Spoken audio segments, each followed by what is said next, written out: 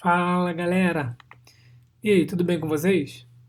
Hoje então nós vamos falar um pouco sobre os REITs, Real Estate Investment Trust.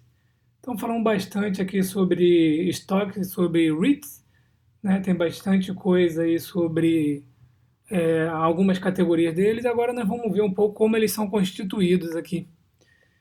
Então a gente vai começar, né, falando sobre o que são os REITs.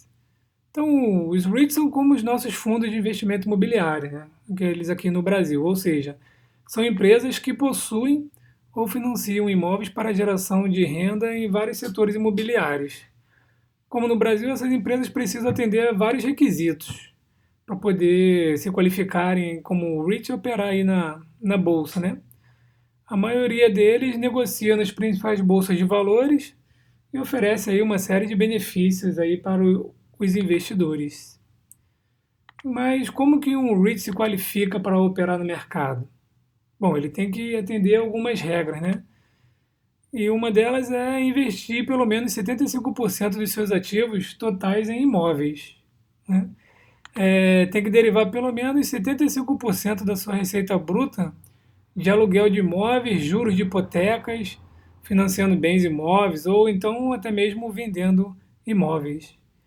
Ela tem que pagar pelo menos 90% do seu lucro tributável na forma de dividendos. Então, vai formando aí o dividend yield.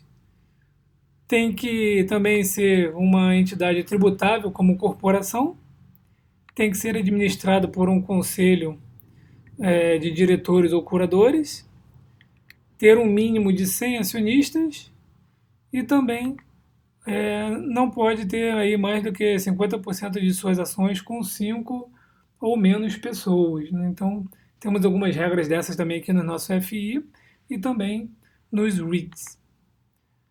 Mas como que funciona então o investimento em REIT?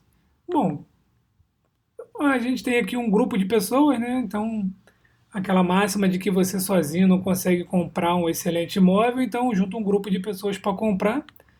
Aí a gente pega ali todas as nossas economias, junta e entrega então para um desses REITs, né, uma dessas empresas aí cadastradas para operar no mercado, que atendendo todos aqueles requisitos, né, e aí eles vão pegar as nossas economias, né, de várias pessoas e vão comprar aí então aí os imóveis, lojas, shoppings, vão fazer contratos de aluguel e com esse dinheiro todo que vai retornar dos aluguéis, retorna então lá para a empresa, que vai distribuir para os acionistas, né? E aí a gente recebe o nosso dinheirinho de volta. Lembrando que todo esse dinheiro que vem para a empresa, para o REIT, né, ele é distribuído aí na proporção de no mínimo 90% para nós, investidores, que colocamos nossas economias aí para eles gerenciarem. Os REITs também são divididos em duas categorias, basicamente, né, lá nos Estados Unidos. Então, nós temos os equity, que são aqueles que possuem escritório, hotel, apartamento, shopping e etc. Né? Então, os dividendos que a gente recebe vêm dos aluguéis dos contratos aí com essas propriedades. E também temos aqueles chamados de mortgage, que são os que financiam as propriedades comerciais e residenciais, ou seja, né, os dividendos que a gente recebe são provenientes dos juros pagos. Alguma coisa parecido com nosso CRI ou CRA, mais ou menos um FI de papel. Né? Mas lá também a gente tem mais duas categorias, que uma é chamada de Public Traded, né, que significa que são listados em alguma bolsa de valores e aí você pode comprar qualquer um desses aí que estão listados aí, né? E também tem o Public Non Listed e os Private. Esse aqui são aqueles em que o investidor individual, né, eu, você, a gente que opera ali, a gente não tem acesso a comprar esses aí, tá? Então, isso aí são só grandes corporações, fundos de pensão. Então, esses aí a gente não consegue comprar. E quais são os tipos, então, de REITs que nós temos aí nos Estados Unidos, basicamente, né? Então a gente tem o de Retail REITs, que são os de varejo, que o mais comum a gente conhece aí também, né? São imóveis de varejo e eles vão alugando espaço. Geralmente estão situados em grande centro com várias lojas, centros comerciais, supermercados e etc. Né? Lembrando que os dados que eu estou trazendo aqui são dos Estados Unidos, né? Então existem aí atualmente 37 REITs de varejo, né? Então, se a gente somar aí todos eles, a gente tem aí um dividend yield na média de 5%. Temos também os residential, né, que são os residenciais. Então, dispensa apresentação, né? Não tem muito o que falar deles. Inclui todos os tipos de residências. São 22, né? E o seu yield está em torno de 2,8%. Aluguel geralmente tem uma constância maior, mas um rendimento até um pouco menor, né? No Brasil principalmente. Temos ainda os Office REITs, que são os de escritório, até que nenhuma novidade com os nossos FI, né? Então aqui eles vão desde prédios arranha-céus até simples salas de escritório. E também alugam esses escritórios aí para classes específicas, né, como agências governamentais ou alguma empresa específica. No total são 23 desses de escritório e o yield está em torno de 3,3% ao ano. Outros são de indústrias, né, são os Industrial REITs. Esses aqui, eles são conhecidos, né, por ter propriedade como armazéns, centro de distribuição, atua bastante no e-commerce também, na entrega rápida de produtos, né? Então, eles trabalham mais na parte de indústria. São 13 no total, com um yield de 2,8%. Esses yields vão parecendo pouco, né? Mas não podemos esquecer a valorização do ativo ao longo do tempo e também que a inflação nos Estados Unidos é muito baixa, né? Aqui são os de hospedagem, né? Que são os hotéis e resorts pelo mundo inteiro, né? Eles são baseados aí, então, em comodidades dos hotéis, as hospedagens, né? E aqui no próprio canal tem um vídeo da Park Hotels e Resorts, o PK, né? Que eu fiz um vídeo já mostrando ali como é que ele fatura e o yield que ele paga. Então, navega ali no canal sobre a lista ali de REITs, que você vai achar esse vídeo, né?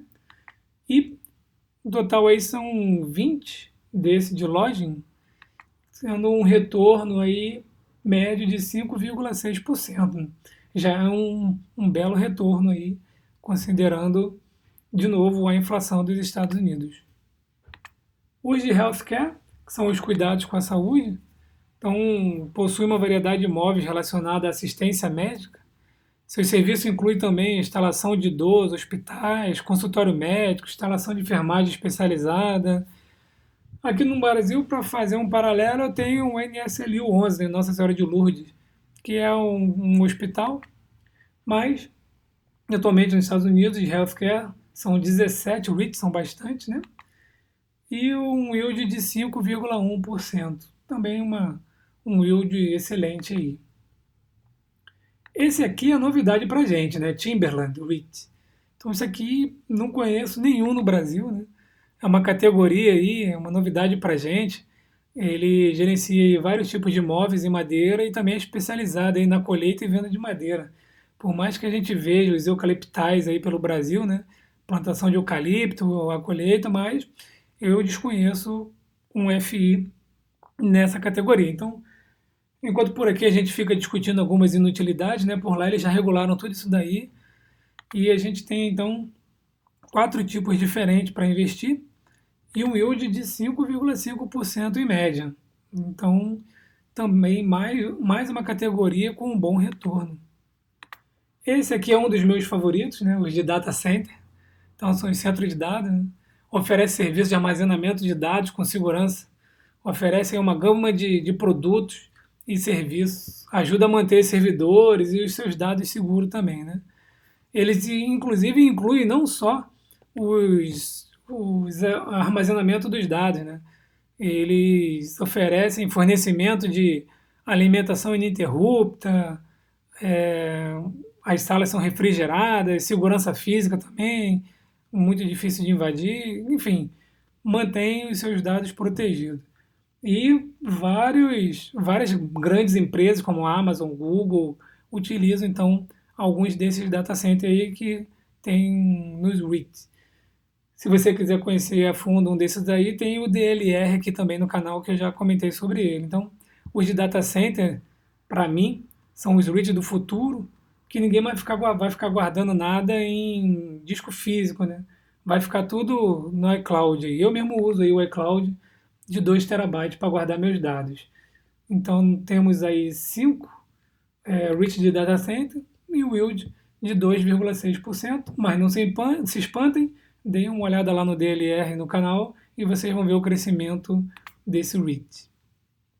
Esse outro aqui, já temos um pouco aqui no Brasil, né, de self-storage, os armazenamentos. Então ele cobra ali um aluguel para você deixar suas coisas armazenadas em um local próprio para isso. Já vi em alguns lugares aqui no Brasil, e principalmente em algumas empresas de mudança, né, transportadoras. Então, se você precisar de um espacinho a mais para guardar aquelas quinquilharias, é só alugar um self-storage. São 6 ao todo, com um yield de 3,4%. E temos ainda os de infraestrutura.